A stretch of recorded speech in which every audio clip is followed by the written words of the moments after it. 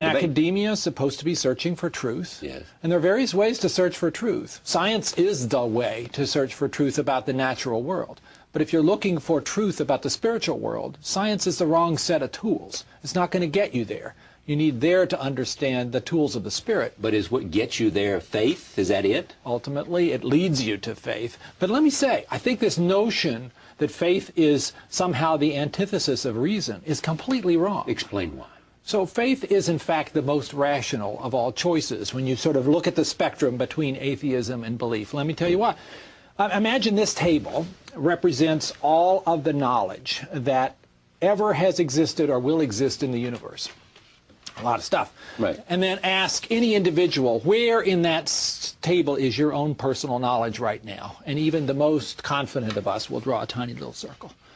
Now, suppose the knowledge of the existence of God is outside your tiny little circle.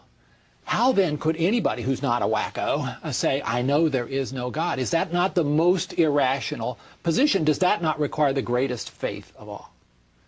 I would argue that already in our little circle, there's evidence of the existence of some supernatural being. The Big Bang, for instance. Did the universe create itself? I don't see how that could happen. God created the Big Bang? Well, something outside of nature presumably had to preside over the creation of something out of nothing.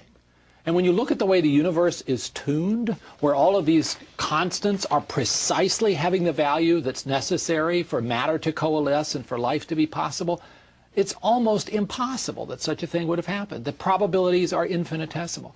That sort of makes you wonder. Even Stephen Hawking, who did not come at this exactly as a believer, writes in his book, The Brief History of Time, this has religious significance. And it does. So you can look at the logical evidence and bring yourself right up to the cliff's edge of saying it makes sense that there is a God. But then you still have to decide because whether you to can't explain it in science? You can't explain some of these things in science, and you can't answer some of the questions. Scientists can't explain the Big Bang? No. They can explain that it happened, but they can't say what happened before. It's a discontinuity.